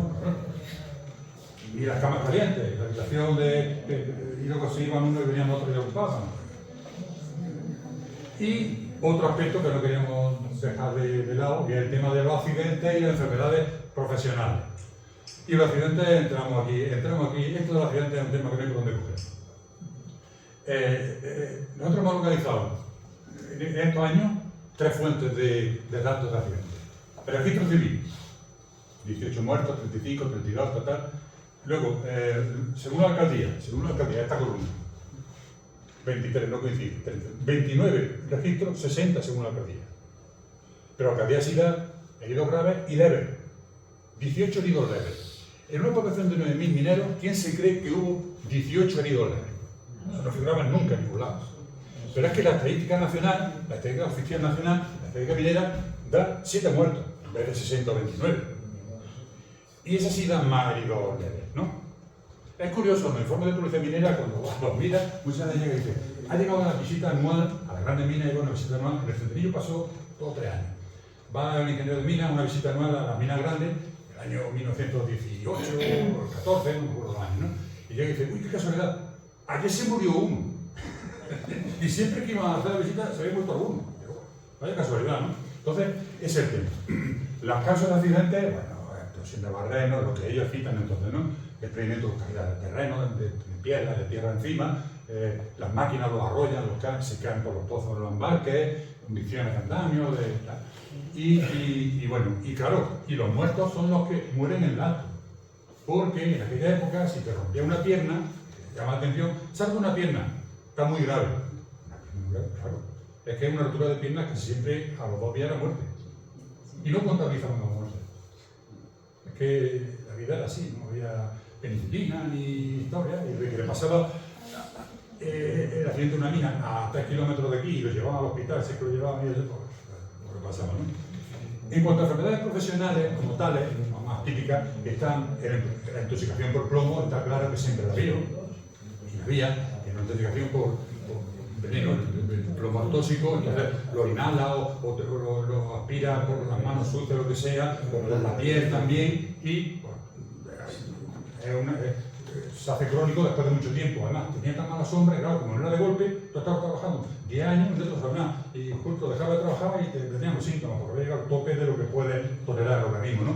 Y la anquilostomiasis, que es un nombre que no sé si os suena a alguno, pero es un parásito que vive, que se transmite por las heces fecales y vive en entornos cálidos y húmedos. Una mina. Lo que pasa es que entonces ni se conocía el parásito, pero claro, eso provocaba lo primero anemia, y claro, en una población mal alimentada, con trabajo muy duro, pues una anemia podía ser una enfermedad mortal. La silicosis en aquella época era mucho menos frecuente porque no había perforación neumática, entonces no había tanto polvo flotando, pues no había tanto. Entonces, bueno, no tenía esa incidencia que tuvo ya en el siglo XX, ¿no? Y ahora ya queda muy poca cosa. He puesto aquí 2 párrafos y uno más en la siguiente diapositiva, en la que son comentarios que hace. En este caso es Rose, el párrafo de arriba, y el de abajo es John Taylor, que es una de la junta esta de accionistas de la Linares Line Mining en Inglaterra, hablando de los mineros de aquí de Linares. Rose dice, siempre he considerado que tanto individualmente como en grupo, los mineros españoles son un grupo de generosos, honestos y duros trabajadores. Todos coincidían en lo mismo. Ese San Benito de que vagos y no trabajadores, de los andaluces especialmente, de los españoles, entonces no existía en absoluto. No existía en absoluto, ¿no? Solo se meten un poco en política. Y prefieren sus peleas de gallo, que estaban muy de moda en aquella época, sus canciones de flamenco, y su juego al modo de vida más peligroso de los artesanos. Él dice que los artesanos vivían más peligrosamente que los mineros en sí, ¿no? Y una vida corta y feliz es la regla para ellos, pobre hombre. Me temo que muy a menudo su vida es corta sin ser feliz. Y luego el otro es, lo dice John Taylor, el sheriff de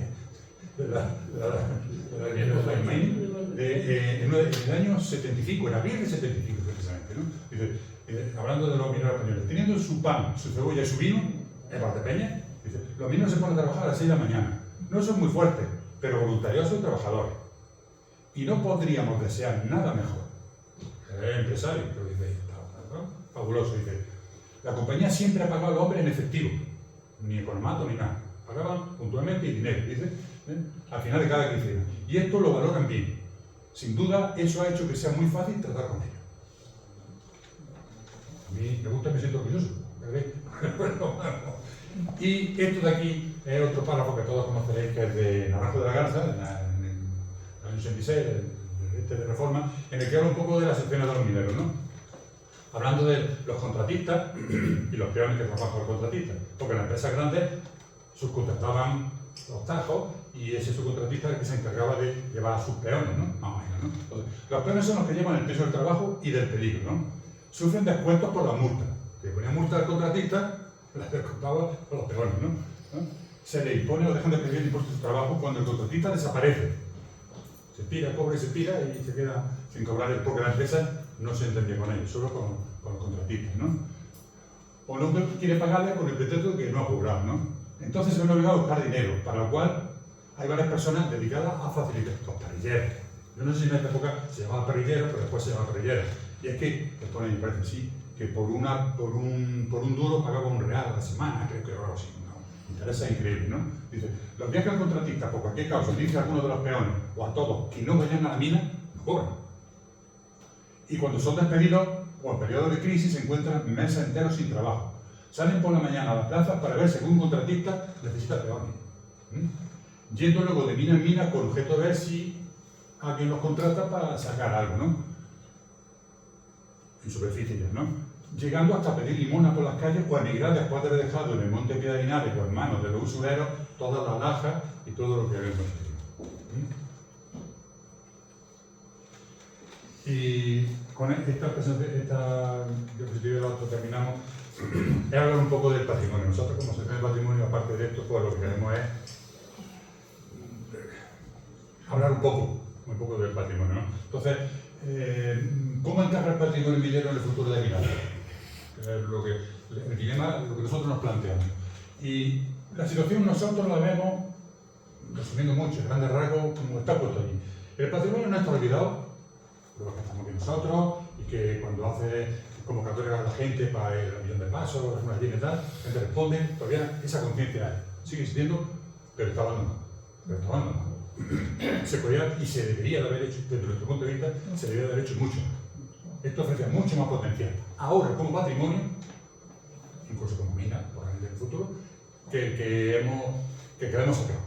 Tenemos todos los medios, ¿no? Nosotros como colectivo, ya lo ha comentado Rocío en la presentación, pues, bueno, investigar, proteger legalmente, mostrar y difundir, tratar de conservar cosas y otras, reutilizarlas, que además de conservarlas, pero sin perder de vista que el patrimonio minero es un recurso económico, cultural y sostenible además, ¿no? Ahí nosotros el tema del centro de interpretación, de la seguridad en las labores mineras, de la visita al patrimonio, son temas que creemos que son importantes en esta línea. Pero hay algunas cosas de las que nos quejamos, cosas que se han conseguido quizás es lo que estamos ahora, cosas que se han conseguido no perderlas.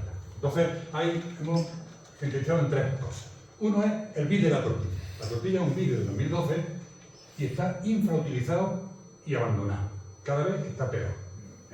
Entonces, nosotros hemos intentado varias veces hacer marcha allí, ir allí con la gente y tal, pero no. Está en la lista roja de Patrimonio de la Humanidad de Hispania Nostra, que es una revista de mucho prestigio a nivel nacional, en el que las zonas, los sitios BID, cuando ven que no están bien atendidos, que se están deteriorando, que no se ponen en uso, pues los meten en la lista roja. Después hay una lista negra y se pide que salgan del BID, ¿no? Entonces, está en lista roja. Nosotros hemos pedido además, la ley de patrimonio dice que los sitios que son BID tienen que habilitarse horarios de visita específicos. Llevamos 13 años y no hay horarios de visita específicos ni nada. Ni se ha intentado siquiera que para visita ocasional, ¿no? Una queja que tenemos, ¿no? Hay otro tema que es Pozo Ancho. Pozo Ancho y La Cruz son sitios emblemáticos, sitios muy cercanos a la población que ofrecen posibilidades, y luego se está cayendo. Pozo Ancho además es lamentable, ¿no? Y conservarlo, no decimos ya ponerlo, pero conservarlo no es tan complicado, Los dinteles que se han caído, y algunas grietas que hay, de algunos de los edificios. Hay otros que ya parece que ya tienen la puntilla, pero hay otros que se pueden conservar con relativamente poco coste, ¿no? Y la cruz ya se hizo una intervención hace años de la minería, y al final ya se llevó hasta la baldosa, los marcos, todo. ¿Y eso es propiedad del ayuntamiento? Del ayuntamiento, son sitios además que igual que la tortilla. Los manchos, no. Y luego los senderos. La red sendero en la que participamos en el diseño de la red sendero, que se hizo hace ya también, no sé, muchos años, pues resulta que ahora están amenazados porque eso hay que renovarlo cada X tiempo, y ya me han comentado que ya en la página oficial de la Federación de Montañismo lo han quitado. Y hay unos plazos para que se revisen. Se han hecho revisiones. Nosotros hicimos la primera oferta de la propuesta y luego se hizo una revisión hace ya también bastantes años. Entonces, es otra cosa que nos permite que la gente pueda visitar el patrimonio que está, aparte del centro de investigación, el patrimonio realmente está en el campo. Y esos senderos, con las estaciones de seguridad que se han hecho, permiten que se pueda ir sin riesgo a visitarlo. Pero es triste que las cosas que hemos conseguido. Y hasta aquí, espero no haberos cansado mucho, no sé si me he colado, es que si no, no tiene la cosa. Me he colado un poco, pero lo único, bueno, agradecer la atención y dejaros con esa foto. Fíjense qué foto más curiosa. Eso es una foto de Rayanes de 1904, creo que es, creemos que es de 1904, estudiantes de minas, que nos hacen una foto. Nos están haciendo una foto. Y muy probablemente yo siempre quiero pensar que lo que están diciendo es: este patrimonio que hemos hecho nosotros, a ver qué hacéis con él. Esto que os hemos dejado, a ver qué hacéis con él. ¿Qué hacéis con él? Muchas gracias.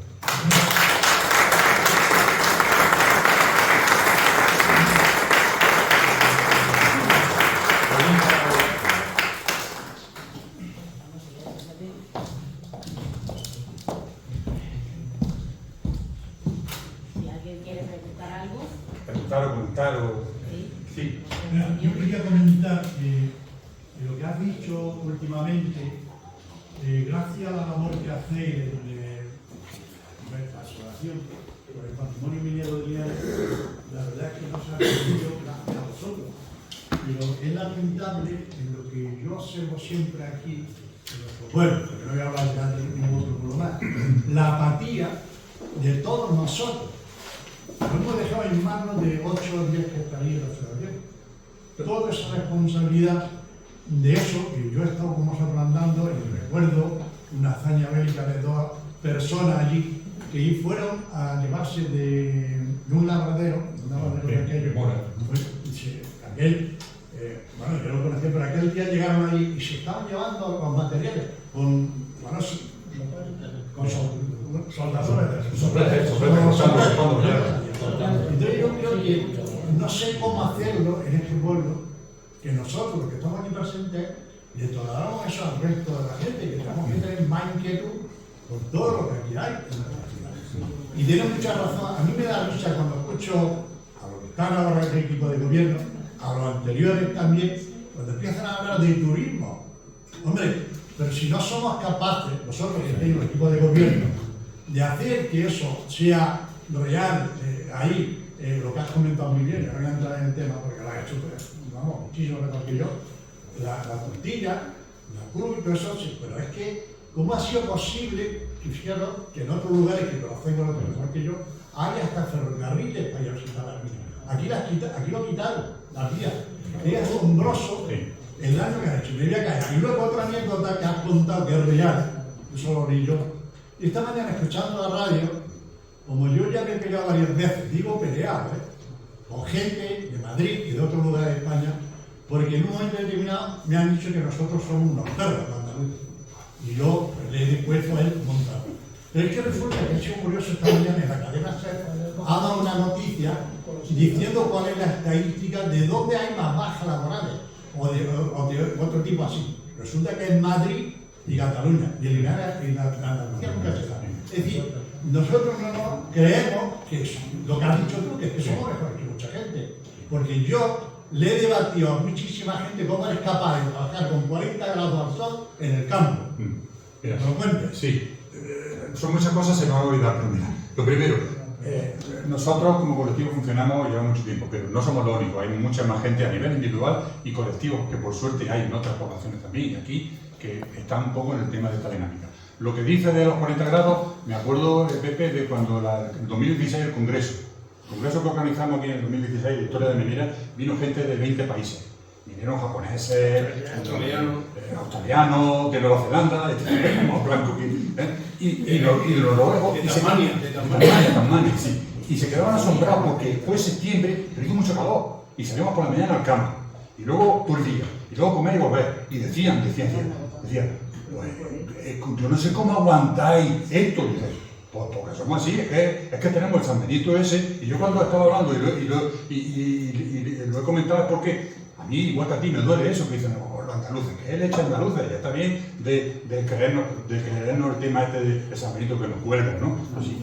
Por otro lado, el otro tema, lo que se puede hacer y lo que no se puede hacer. Pues sí, nosotros hemos estado, por suerte, nos gusta el tema de las minas y cuando hemos hecho turismo por ahí fuera y en España, vamos siempre a sitios mineros a buscar minas y a buscar historias. Y es que se nos cae el alma a los pies cuando llega a sitios que tienen la décima parte que nosotros, y lo están explotando y están sacando dinero. Pero es que en Europa hay montones de sitios que tienen un clima que solamente pueden haber las minas 3 o 4 meses porque están en las montañas, en los Alpes, y dicen, con 4 meses y 20.000 visitas al año, compensa una mina nada más. ¿Y qué hacen ellos que no hacemos nosotros? Eso, nosotros no tenemos más respuesta. Yo no lo sé. Yo lo único que digo, es una cosa, que me gusta decir, estamos programados para intentar. Y nosotros estamos aquí y seguimos así. Y mientras tengamos fuerza y eso, el único problema que tenemos, que ya lo hemos comentado otra vez, es el relevo generacional. Y por eso una de las cosas que estamos haciendo ahora en el colectivo es, estamos intensificando el tema. Ya que hemos visto que el tema de puesta en valor de restos, de conservación, eso choca con un muro siempre, muro de la administración, política, de intereses, de lo que sea, pues uno de los temas que estamos potenciando ahora como asociación es el trabajo en los institutos y hasta en infantil. Este año hemos hecho las marchas con niños de primaria por el campo, una presentación, explicarles el centro de educación, a ver si creamos un caladero de nueva afición. Marco. Sí, hay una pregunta que quiero hacer. Tenemos fecha de cuándo se hace el primer ferrocarril de Mataró. Que va con máquina de vapor. Sí. Y las máquinas de vapor para sacar agua aquí, ¿qué son? ¿De esa fecha o posterior? No, la máquina, la primera que triunfa en 1848, el mismo año. 44 La primera, pero bueno, la primera esa no triunfó. Pero aquí la primera que llegó fue en el 44, la de la Cruz, y es una máquina de vapor. Y el ferrocarril de Mataró fue en 1848, creo. Es que fue en el 48. O sea, en el 48, cuando inaugura el ferrocarril de Mataró, ya estaba sacando agua aquí por Pancho, con una máquina de vapor. Además, la máquina de vapor que trajeron aquí, con muchos más caballos que esa. Tienen que sacar agua y tienen que sacarlo ya a una cierta profundidad. Sí. Es coetánea con eso. Y además, de hecho, perdón un momento, hay otra historia que es decir, el boom de la revolución industrial en España fue en Barcelona, en Cataluña, con el textil. Sí, las primeras fueron allí, pero las primeras máquinas de vapor en España fueron en Almadén. Y después en Cádiz, en los astilleros, o sea, en esta de estas. A ver lo que decir. Y la de la minería de aquí fueron Guadalcanal. Porque de Guadalcanal, que fue unos años antes, fue en el 44, 45 por ahí, en 1200, unos años antes ya pusieron una máquina para desaguar Guadalcanal, por la mina de plata allí, y desaguaron, pero ya el filón estaba empobrecido. Y esa máquina se la trajeron luego a Linares, una de las compañías primeras inglesas que no triunfó, esas de las que no hablamos, que fracasó, porque claro, había compañías que fracasaron. Sí. Al sacar la bomba, Sí. ¿qué bajaba? ¿A 300 o a 400? Y depende de la profundidad, iban profundizando cada vez más. Sí, no, si la pregunta es sacar de un tirón, es imposible. No era de un tirón. Era escalones. No, era escalonado. Los escalones eran más o menos un par de plantas, 50, 60 metros. Entonces era escalonado. De golpe no podían, pues. Era escalonado. Y conforme avanzaba la mina, el pozo de desagüe, iban profundizándolo. Y iban añadiéndole más etapas de bombeo hasta llegar a profundidades más bajas también. Actualmente, como se está con el tema de los minerales, ¿qué posibilidades de Linares? Si se ha hecho algún estudio de que puede haber algo aquí que ¿hay algún estudio hecho? Perdona, ¿de mineral raro o de plomo? De plomo, porque posiblemente... No, de plomo sí, de plomo hay un pero cantidad suficiente para... Ya hay una empresa que es Nuevo Linares, un proyecto que es Nuevo Linares, de dos empresas, Kerogen y Inselsa, que han hecho sondeos ya desde antes de la pandemia. Empezaron el sondeo, el 19, 18, y han hecho sondeos después de 6 años. Y han encontrado reservas, y entonces resulta que es viable una explotación hoy en día al precio que tiene el plomo ahora, que me parece que andaba, por lo que decía Mayoral, estaba en 2.000, más o menos, oscilando 2.000 euros, 2.000 dólares la tonelada, y es rentable una explotación con las reservas que ya han controlado y están pendientes. Si no está abierta aún la mina, sí, es porque Medio Ambiente la Confederación del Guadalquivir no le da la autorización. Está pendiente de esa autorización. Llevan esperando la autorización de esa máquina. Si ya estaría bien. ¿Con la contaminación que produce o...? No, están...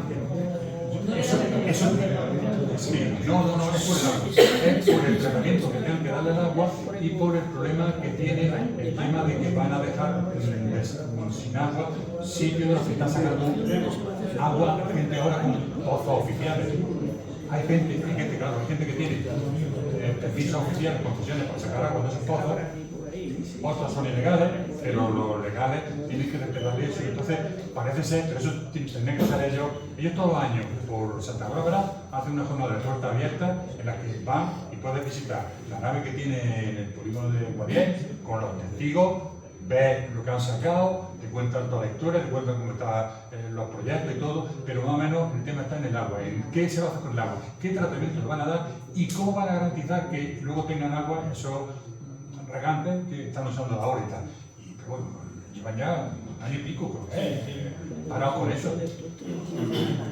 Sí, no, ellos tienen un proyecto de hacer una rampa, porque cuando hagan la explotación ya no va a ser por los pozos como antes, sino una rampa dando vueltas para que bajen camiones, como es la cosa ahora. Ahora los mineros ya no van con el pico y la pala, ahora van con el móvil, con el ordenador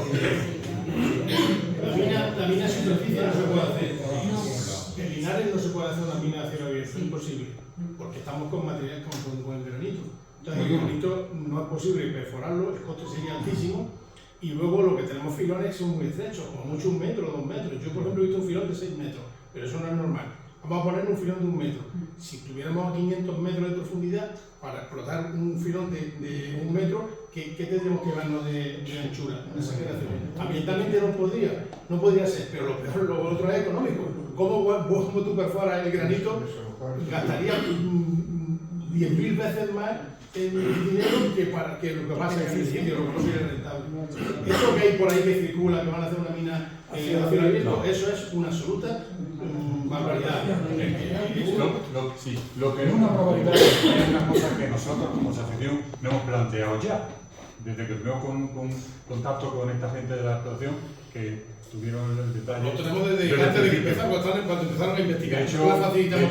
De hecho, Pepe, bueno, conocemos a uno de los de la empresa de Querochi, y Pepe conoce a más gente del tema de minas, y fuimos los que los presentamos a los alcaldes de la zona y tal, ¿no? Entonces, el tema es que nosotros ya nos saltó el chip, es decir, vale, como están haciendo muchas minas por ahí en Europa, no es que nosotros seamos muy listos, sino es fijarse en lo que hacen otros y ver las posibilidades que tienes tú.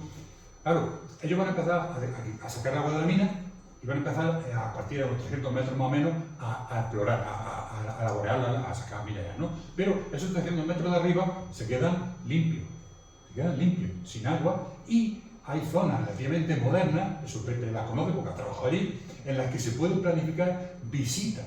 Entonces, mientras se está trabajando y accediendo y saliendo por la rampa, como tiene que tener pozos de los que ya existen, para bajar y subir, para salir a la emergencia, para esto, habilitar un pozo de eso y por ahí, en ciertas plantas a niveles superiores, hacer visitas turísticas. Eso sería una opción. Igual que está la opción del socavón de desagüe, que son 12 kilómetros y pico, que Paco, no te rías, que está ahí. No vamos a ver, pero el socavón de desagüe son 12 kilómetros y medio, con 100 metros de profundidad, que atraviesa todo el campo minero y que, fíjate, por la de pozos que puede salir, entrar, hacer bajadas, muchísimas cosas. Lo primero es hacer una investigación, pasar, mirarlo, verlo, y ver cómo está, si hay que retocar algo, porque está en sano, no es como un túnel. Y en granito, bueno, la primera parte no, pero el otro. No, en el tema de ustedes, no los Linares, el tema de 1.900.000 toneladas que hablaba Gonzalo de explotación, que no sé, yo no entiendo el elemento de contaminación, porque en realidad... No es contaminación. Claro, en el tema de el agua es, para que tengamos conciencia, la Confederación tiene una área de protección de agua, y en este caso, por ejemplo, el río Guadiel, sí, el río que pasa por Adaro, hay como 2 acuíferos. Desde el río hacia Baños es un acuífero, desde el río hacia Linares es otro acuífero. Si lo hubieran hecho la mina desde el río hacia Linares, ningún problema. Pero el otro tiene una protección, y eso es lo que tienen que salvar. Es muy fácil, porque ellos no van a contaminar nada. Ellos lo van a sacar el agua, la van a reciclar y la van a poner en uso para la agricultura, para quien quiera. Y ellos se han comprometido hasta hacer depósitos grandes, balsas para darlos. Pero claro, hace falta que la Confederación diga para adelante, pero no quiere.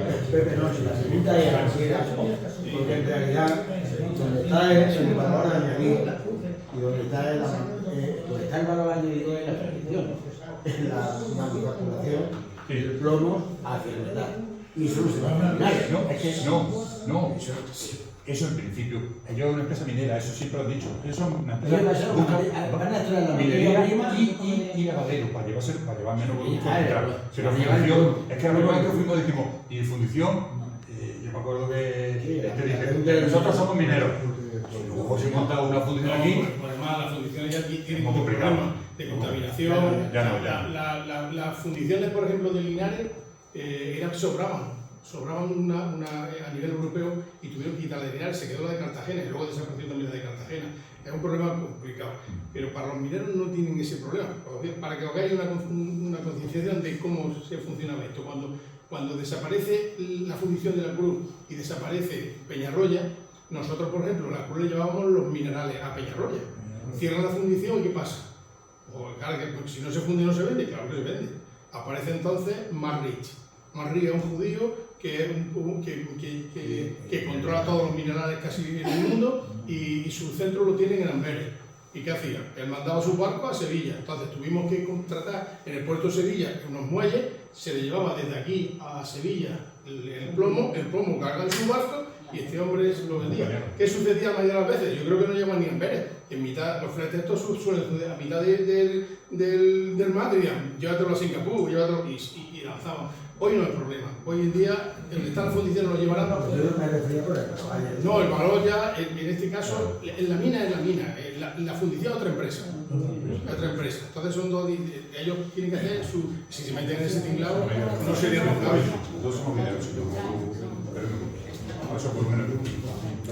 Bueno, yo solamente decirle a Pepe y a ti que tenemos una visita pendiente hace ya más de 3 años. ¿No os acordáis ya? Sí, no acordamos, pero Antonio, es que que nosotros queremos ir contigo, si nosotros nos conocemos de hace muchos años, pero a nosotros nos gusta ir contigo, pero es que no hemos podido. Pero que a ver si que ahora en Semana Santa buscamos es que no es un pozo, que no es un socavón. No, yo puedo enseñar la fotografía que le hice. Es la montaña y está cortada a trozos y se baja para abajo y sigue para adentro, pero ahí no hay quien entre. Si es que es la rafa que baja hasta el pueblo oscuro. Pero eso parece que una mina romana. La mina romana en esa, bueno, en esa época también había mina romana en el otro lado, había, puede ser, pero vaya, esa zona. Ahí nosotros bajamos una vez a unos senderistas que dijeron, te llevaron por los sitios. Hay que llevarlo de Villacarrillo, los peleros para que bajen. Es que una vez pidieron una ruta, uno de estos de senderismo, y le dijeron, llevaron por unos sitios que sea muy complicados. Pues vamos por ahí y luego dijeron, madre mía, el sitio que lo habéis traído. Y allí baja por ese sitio y cae por todos lados, ¿no? Que sí, a ver si Antonio habla de estas cosas. Porque vosotros entendéis, yo no entiendo. ¿Alguna pregunta más? ¿No? Pues darle las gracias al colectivo, a Paco en concreto, que ha sido la que ha puesto voz, y emplazarles a todos a la semana que viene, al jueves, la conferencia, la fundición, el valor añadido del metal, que la va a dar Francisco Mañas. Y hay un formulario ahí encima de la mesa en la entrada, que es para que los que quieran acompañarnos en la visita guiada, que se hará el 5 de abril a la Cruz, pues quien quiera que se inscriba. Muchas gracias y hasta el jueves que viene.